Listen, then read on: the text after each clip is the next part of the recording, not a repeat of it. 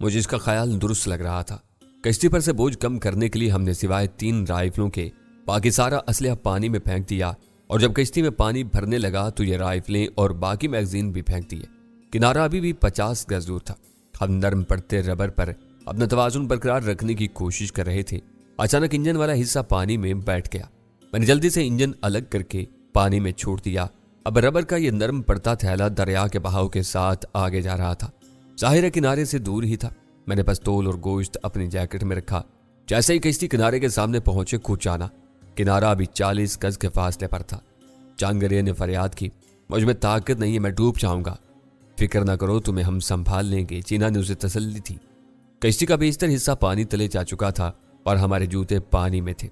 हम लहरों पर तवाजुन बरकरार रखने की कोशिश कर रहे थे। अचानक जीना का तवाजुन बिगड़ा और वह पानी में जा गिरी। जब जानगरे लुढ़का तो मैंने भी छलांग लगा दी। यकबस्ता पानी पागल कुत्ते की तरह काटने लगा था। मैंने औसान बरकरार रखते हुए जानगरे को संभाला। दूसरी तरफ से उसे जीना ने पकड़ा और हम किनारे की तरफ जाने लगे। इस हिस्से में दरिया का बहाव तेज था और वह हमें खींच कर किनारे से दूर ले जाने की कोशिश कर रहा था। जीना, कोशिश तेज करो वरना दरिया हमें बहा ले जाएगा। जानगरे, हिम्मत करो, हाथ पांव चलाओ। जानगरे गनूदगी से चौंका और पांव चलाने लगा। किनारा 20 गज दूर और जरा आगे था। हम इसके पास से गुजरते जा रहे थे। अगर किनारा निकल जाता तो उसके बाद दूर तक झाड़ियां थी। न जाने कितनी देर पानी में रहना पड़ता और पानी की यख जितनी तेजी से हमारी तवानाई सल्ब कर रही थी, चंद मिनट से ज्यादा तैरना मुहाल लग रहा था। मैं कोशिश कर रहा था कि पांव तले जमीन आ जाए, इसके बाद का काम आसान हो जाता, मगर दरिया यहां पर गहरा भी था। मेरी हिम्मत जवाब दे रही है। जीना हाँफते हुए बोली, तुम इसे छोड़ो, आगे जाओ, मैं जान को संभाल लूंगा। मैंने कहा, नहीं, इस तरह तुम दोनों डूब जाओगे, वो तैरते हुए बोली। हम किनारे के एन सामने थे और वो अब भी 12-13 गज के फासले पर था। अगर हम दरिया के भाव के साथ इससे आगे निकल जाते तो वापस पलटना मुहाल हो जाता। दरिया के साथ बहने में ही हमारी सारी तवानाई सर्प हो गई थी। जीना अपनी हिम्मत से बढ़कर कोशिश कर रही थी। मैंने उसकी तरफ देखा। जीना, बस आखिरी कोशिश करो, अभी या कभी नहीं। अगर हम किनारे तक नहीं पहुंच सके तो फिर कभी नहीं पहुंच सकेंगे। इसने सर हिलाया। इस वक्त बोलने के लिए भी ताकत नहीं थी। मैंने सुन रखा है कि इंसानी जिस्म में कुदरत ने तवानाई के इजाफी ज़खायर रखे हैं। जब आम ताकत जवाब दे जाती है तो तवानाई के ये ज़खीरे इसके काम आते हैं। शायद इस रोज़ हमने तवानाई के इन पोशीदा ज़खायर की मदद से मौत पर फतेह पाई थी। एक नाकाबिले बयान जिदोजहद करके हम किनारे तक जा पहुंचे थे। मुझे सही से याद नहीं कि हम किस तरह किनारे पर चढ़े और उस वक्त तक इसकी रेत पर बेसुध पड़े रहे जब तक सूरज की नर्म और बेहरारत किरणों ने हमारे चेहरे नहीं सहलाए थे। मैंने उठने की कोशिश की तो मुझे लगा जैसे जमीन की कशिश कई गुना बढ़ गई हो। बमुश्किल तमाम में उठा। जानगरे बेहोश था या उसमें आंखें खोलने की सकत भी नहीं थी। अलबत्ता जीना चित्त लेटी आंखें खोले आसमान को देख रही थी। एक लम्हे को मुझे शुबा हुआ कि वो मर चुकी है, लेकिन उसके जैकेट तले डूबते ऊपरते सीने को देखकर उसके जिंदा होने का यकीन आ गया। अलबत्ता जानगरे की हालत खराब थी। इसका सांस पुरशोर और उखड़ा उखड़ा था। सर्द पानी की वजह से शायद उसे नमूनिये का हमला हुआ था। मैंने उसे आवाज दी, चलाया चुलाया, मगर वो बेसुध ही रहा। मैं मुश्किल से खड़ा हुआ, जरा चला फिरा तो जिस्म खुलने लगा। मैंने जीना से कहा, किनारे से हट जाओ, मुमकिन है वो फिर पलट आए। अब आ ही जाए, उसने तल्खी से कहा। इतनी मुसीबतें बर्दाश्त करने से बेहतर है कि आदमी मर जाए, एक बार ही छुटकारा मिल जाए। जिंदगी इतनी अर्जा नहीं होती है। मैंने इर्द गिर्द देखा। तुम यहीं रुको, मैं देख कर आता हूँ। मुमकिन है यहाँ पर पास आबादी हो, हमें मदद मिल जाए। चाहो तुम, हमने कहाँ जाना है, वो बेजारी से बोली। इस साहिल के बाद झाड़ियां थीं। दरअसल ये रतीला किता था जो किसी वजह से झाड़ियों से बच गया था। मैं एक तरफ की झाड़ियां हटाता आगे बढ़ने लगा और जब झाड़ियां खत्म हुई तो एक नाकाबिले यकीन मंजर सामने आया। मैं एक फार्म हाउस के सामने खड़ा था। इसका वसी अहाते में कुछ फरलांग भर दूर चंद इमारतें नजर आ रही थीं। इनमें से कम एक वाज़ेह तौर पर रहाइश थी। इसकी चिमनी से धुआं निकल रहा था। एक इमारत के सामने ट्रैक्टर शेड तले खड़ा था। साख्त से वो चारा और अनाज जखीरा करने वाला गोदाम लग रहा था। दूसरी इमारत तवील और नीची छत की थी। ये जानवरों का बाड़ा लगता था। बरतानिया में इस तर्ज की इमारतें देखी जाती हैं। फार्म के चारों तरफ ऊंची और घनी खारदार बाड़ लगी थी, जिससे कोई इंसान तो क्या किसी खरगोश का गुजरना भी मुहाल लग रहा था। मैं झाड़ियों से निकलकर बाड़ के साथ साथ चलने लगा। इमारतें फार्म के दाएं तरफ वाले हिस्से में थीं, इसलिए मेरा अंदाजा था कि दाखिली रास्ता भी इस तरफ ही होगा। दरख्तों के नीचे से गुजरता मैं एक नीम पुख्ता सड़क तक पहुंचा। यह सड़क घूमकर फार्म के अंदर जा रही थी। दाखिली रास्ता 2 बड़े फुलादी पट्टों पर मुश्तमिल था, जिस पर जाली लगी थी। सतून पर एक तरफ काल बेल का बटन था। मैंने बटन दबाया तो चंद लम्हे बाद किसी औरत ने पूछा, कौन है? मुझे मदद की जरूरत है। हमारी कश्ती दरिया में डूब गई है और मेरे साथियों की हालत खराब है। 1 मिनट रुको, औरत ने कहा। 2 मिनट बाद मुझे अंदर से एक जीप आती दिखाई थी। इसके फ्रंट सीटों पर एक मर्द और एक औरत बैठे थे। जीप आकर रुकी और मर्द ने उतर कर गेट खोला। मिस्टर कौन हो तुम? मर्द ने पूछा। वो 40 बरस का और मजबूत जिस्म वाला शख्स था। पतलून की जेब का उभार बता रहा था कि उसके पास हथियार भी है। मेरा नाम जोसेफ है जनाब। हमारी कश्ती दरिया में डूब चुकी है और हम मुश्किल से तैर कर साहिल तक पहुंचे हैं। वो लोग साहिल पर ही हैं। मुझे शुबा है मेरे एक साथी को नमूनिया हो चुका है। उसकी रान में गोली भी लगी हुई है। गोली? मर्द ने मशकूक नजरों से मुझे देखा। गोली कैसे लगी? हम शिकारी हैं जनाब। इस दौरान में गलती से उसे गोली लग गई। मैंने बात बनाई। इस दौरान में जबकि मर्द मुझसे पूछताछ कर रहा था और खामोशी से जीप में बैठी रही थी, वो तकरीबन 30 बरस की और चेहरे से जफाकश नजर आने वाली औरत थी। इसने जीन्स के ऊपर लेदर जैकेट पहन रखी थी। मिलाकर मर्द मेरी मदद करने पर आमादा नजर आने लगा। इसने जीप की तरफ इशारा किया, आओ बैठो और उस जगह तक मेरी रहनुमाई करो। 5 मिनट बाद मैं उसे लेकर चांदगरे और चेना तक पहुंच गया था। चांदगरे की हालत बदस्तूर खराब थी। मर्द जिसका नाम स्टेन था, इसने तशवीश से चांदगरे को देखा। इसकी हालत वाकई खराब है, इसे उठाकर जीप तक लाओ। चांदगरे को उठाकर हम बमुश्किल जीप तक लाए थे और ने जीना को चादर दे दी थी। हम जीप पर लद कर फार्म हाउस तक आए। यह खासा शानदार लकड़ी और पत्थर का बना मकान था। बाद में पता चला कि औरत यानी मिसेस स्टेन नर्स भी थी और उसने चांदगरे का इलाज किया। स्टेन इसे अंदर ले गया था जबकि मैं और जीना निशिस्तगाह में आतिशदान के सामने बैठ गए थे। मैंने सरगोशी में जीना से कहा कि वो खुद को चांदगरे की बीवी और हमें शिकारी बताए। जान को कहाँ ले गए हैं ये? उसने सरगोशी ही में पूछा। पता नहीं, शायद इसका इलाज कर रहे हैं। आधे घंटे में मर्द ने आकर हमें नहाने और कपड़े बदलने को कहा। मैंने तुम दोनों के लिए नए कपड़े निकाल दिए, आओ मेरे साथ। मिस्टर स्टेन, हमारे साथी की हालत कैसी है? ये उसकी बीवी है, मैंने कहा। शारमैन उसे देख रही है, वो मेरी बीवी है। स्टेन पहली बार मुस्कुराया। अपने साथी की फिक्र न करो, शारमैन तरबियत याफ्ता नर्स है। अगर जरूरत पड़ी तो उसे अस्पताल भी ले जाएंगे। फिलहाल तुम दोनों भी नहा धोकर फ्रेश हो जाओ। मेरा ख्याल है तुम भूखे भी हो। हमने रात शिकार का गोश्त खाया था लेकिन आज सुबह कुछ नहीं खाया। उसने सर हिलाया। मैं नाश्ते का बंदोबस्त करता हूँ। अगले 1 घंटे में हम नहा धोकर नाश्ते की मेज पर थे। ये फार्म स्टेन ही का था। वो काश्तकार था और जानवर भी पालता था, लेकिन दरिया के नजदीक ये फार्म हाउस किसी आबादी से खास से फासले पर था। इस मकान और इसके सामान से लग रहा था कि स्टेन खासा खुशहाल किस्म का फार्मर था। इन दोनों मियाँ बीवी की एक ही औलाद थी जो हॉस्टल में था। इस पूरे घर में जा बजा उसकी तस्वीर लगी थी। 12-13 साल के इस लड़के की सूरत स्टेन से मिलती थी। नाश्ते के दौरान ही शारमन भी आ गई। इसने बताया, तुम्हारे साथी की हालत बेहतर है। उसका जख्म हल्का सा इन्फेक्टेड है, इस वजह से उसे बुखार हो गया था। उसे सर्दी लगी है लेकिन उसे नमूनिया नहीं है। मैंने ड्रेसिंग कर दी है और दवा भी दे दी है। मैडम वो भूखा भी है, चीना बोली। मैंने उसे दूध दे दिया था। फिल वक्त वो सो रहा है, जागेगा तो खाना भी खा सकता है। मेरा ख्याल है तुम दोनों को भी आराम की जरूरत है। स्टेन ने बीवी की तायद की। तुम्हारी कहानी हम बाद में सुनेंगे। नहा धोकर और कपड़े बदल कर मैं खुद को ताज़ा दम महसूस करने लगा था। बाथरूम में महरम पट्टी का सामान था। अपनी पीठ के जख्म को जरासीम कुछ दवा से साफ करके मैंने ऊपर से मेडिकेटेड पट्टी चिपका ली थी। मुझे और जीना को 7 कमरे मिले थे। मकान खासा बड़ा और 2 मंजिला था। अगरचे स्टेन या शारमन ने हम पर शक नहीं किया था, लेकिन फिर भी मैंने अपना पिस्तौल छुपा लिया था। हथियारों और दूसरे सामान के बारे में इन्हें यह बताया कि वो कश्ती के साथ ही दरिया बुर्द हो गया था। जीना ने अपने कमरे में जाने से पहले कहा, इन लोगों का रवैया अजीब है। क्या ये नहीं जानते कि इस मौसम में कोई शिकार के लिए नहीं निकलता है? मैंने बताया कि हम लोमड़ी के शिकार पर निकले हैं। अहमकाना बातें ना करो, वो बोली। इस मौसम में किसी किस्म का शिकार मुमकिन नहीं है। मैंने ठंडी सांस ली। अब तो मैंने खुद को शिकारी बता दिया है। बहरहाल ये हम पर शक कर सकते हैं और इन्होंने पुलिस को बुला लिया तो तब भी पुलिस क्या करेगी? क्या किसी हादसे का शिकार होना जुर्म है?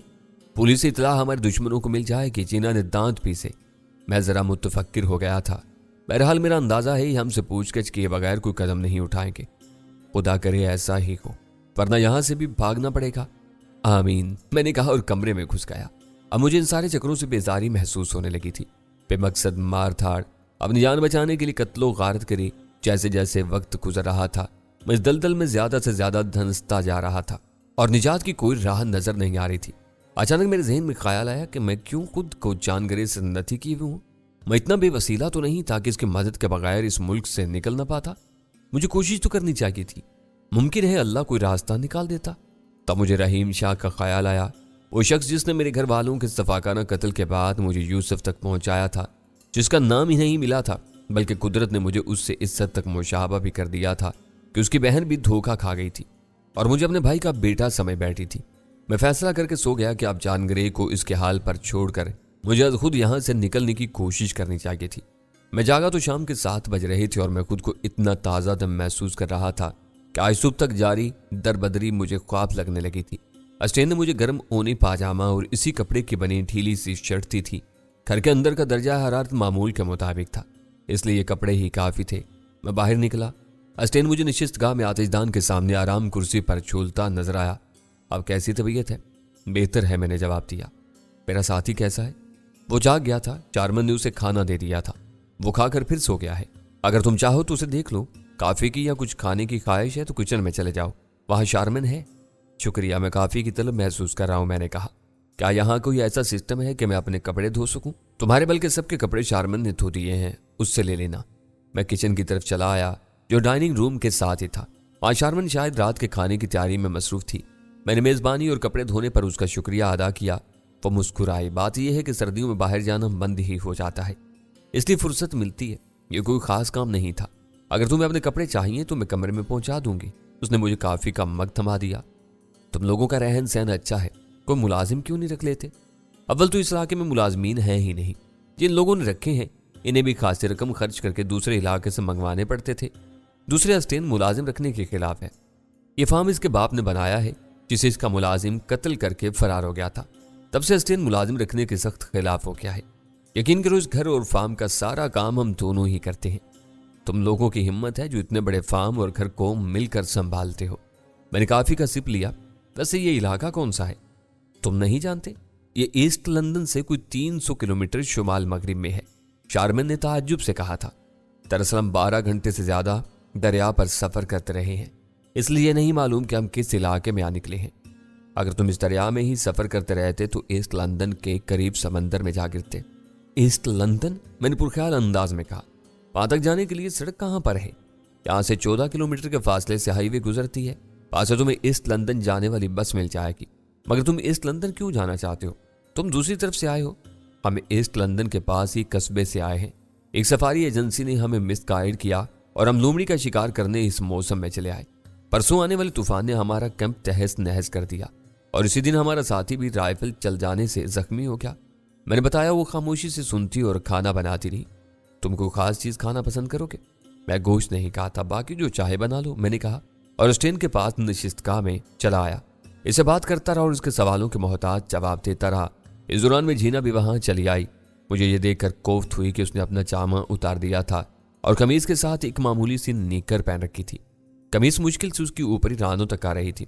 स्टेन की आंखों में उसे देखकर चमक नमूदार हुई थी। मिस्टर जान ग्रे, तुम एक खूबसूरत औरत हो, उसने भी तकल्लुफी से कहा। शुक्रिया, वो मुस्कुराई। क्या मैं अपने शौहर को देख सकती हूँ? क्यों नहीं, अस्टेन हंसा। औरत को अपने शौहर के पास जाने के लिए किसी की इजाजत की जरूरत नहीं होती है। अस्टेन का मानी खेज लहजा महसूस करके जीना छिप गई थी। आओ मैं तुम्हें तुम्हारे शौहर से मिलवाता हूँ। मैं भी चलता हूँ, मैंने कहा।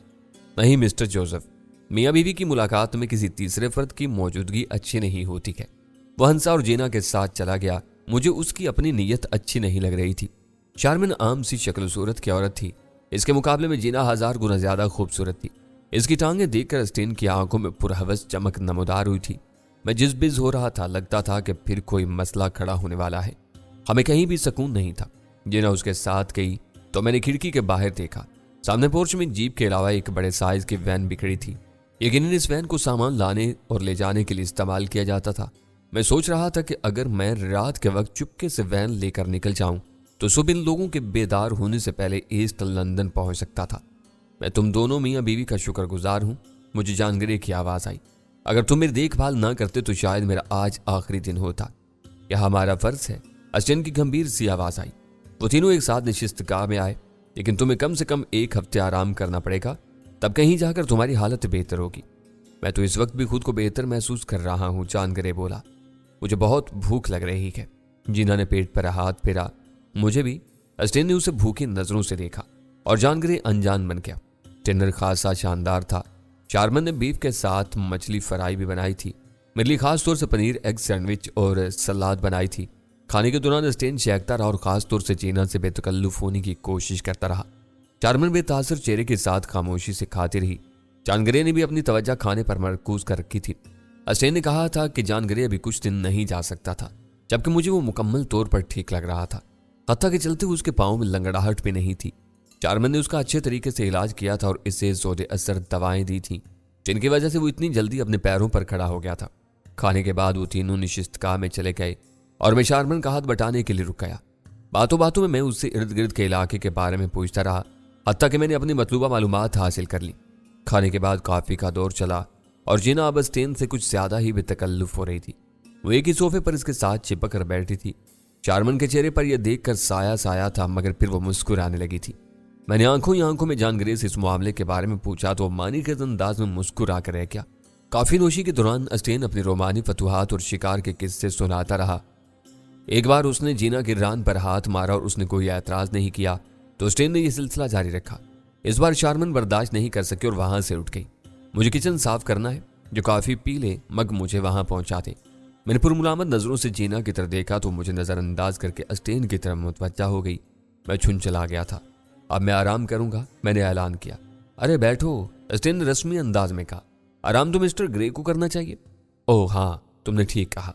जानगरे उठता हुआ बोला, मुझे दवा भी खानी है। हम साथ ही मेहमानों वाले हिस्से की तरफ आए। जानगरे, ये क्या हरकत है?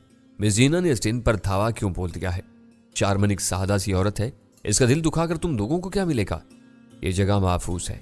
अगर हम मिस्टर अस्टेन की मेहरबानी से हफ्ता 10 दिन यहाँ चुप रहें तो क्या बुरा है? इसके लिए तुम बेहद घटिया हरबा इस्तेमाल कर रहे हो। हम मगरिब वालों का मायार जरा मुख्तलिफ होता है, उसने इत्मीनान से कहा। दूसरा ये कि यह जगह इस मकाम से ज्यादा दूर नहीं है। अगर तलाश करने वालों ने चांद पटक की तो इन्हें हमें तलाश करने में ज्यादा दुश्वारी पेश नहीं आएगी। इनके ख्याल में हम दरिया बुर्द हो चुके हैं। मैंने नफी में सर हिलाया। हेलीकॉप्टर के पायलट ने हमें डूबते नहीं देखा था, इसने अपने बेस पर हमारे बचाने की रिपोर्ट की होगी। जानगरे मुतफक्किर हो गया। तब हम क्या करें? यहां से निकल कर कहाँ जाएं? मेरा ख्याल है हमें जोहान्सबर्ग पहुंचने की कोशिश करनी चाहिए। मेरा भी यही ख्याल है, मगर जब तक मेरे पाँव का जख्म अच्छा नहीं हो जाता मैं ज्यादा सफर नहीं कर सकता और भाग दौड़ तो बिल्कुल नहीं कर सकता हूँ। ये तुमने ठीक कहा। चलो हम 2-3 दिन यहाँ रह सकते हैं, लेकिन कोई पूछने आ गया तो हमारा भांडा फूट जाएगा। इस वजह से मैंने जीना को इस सारामजादे के पीछे लगाया है। सोच लो, ये इसका घर है। वो मौका पाकर जीना के साथ कोई गलत हरकत भी कर सकता है। जीना बच्ची नहीं है, बड़ी तजर्बेकार औरत है। अस्टेन जैसे आदमियों को उंगली पर नचा सकती है। जानगरे ने मेरा शाना थपका। जाकर सो जाओ, मैं भी दवा खाकर सोऊंगा। जख्म में दर्द महसूस हो रहा है। जाओ बेटे, जरा लंबी तान कर सोना, मैंने दिल में कहा और जानगरे को जीना वाले कमरे की तरफ जाते देखता रहा। मेरे कपड़े साफ सुथरे तयशुदा हालत में बिस्तर के पास रखे थे। मैंने जूते भी खुश करके साफ कर लिए थे। शारमन ने अज़राह अनायत मुझे ऊनी मोज़ों की एक जोड़ी और एक कनटोप दिया था, जो सर को कानों तक ढांप कर सर्दी से बचाता था। मेरे पास कुछ 4,500 रन्स और एक अदद पिस्तौल सादे राह के तौर पर था। मैंने इसके 2 क्लिप भी अपने साथ रख लिए थे। पिस्तौल वाले क्लिप में 12 में से 4 गोलियां इस्तेमाल हो चुकी थीं, यानी मेरे पास कुल 30 गोलियां थीं। मैं बिस्तर पर लेट कर इंतजार करने लगा कि कब जीना वापस आती है। वो 12 बजे के करीब वापस आई थी। मैंने दरवाजा खुलने पर जीना की आवाज़ सुनी थी। मैंने अपने कमरे की लाइट बुझाकर 0 का बल्ब चला लिया था। अस्टेन को इस दूर दराज खित्ते में भी बिजली और फ़ोन की सहूलत मुयस्सर थी। 15 मिनट में मैंने कपड़े बदले और ये इजाफी कपड़े भी साथ ले लिए। जूते पहनकर मैं चुपके से बाहर निकला। मकान की बेशतर रोशनी अब बुझा दी गई थी। मैं नशिस्त गाह तक आया। बाहर का दरवाज़ा उससे आगे ही था।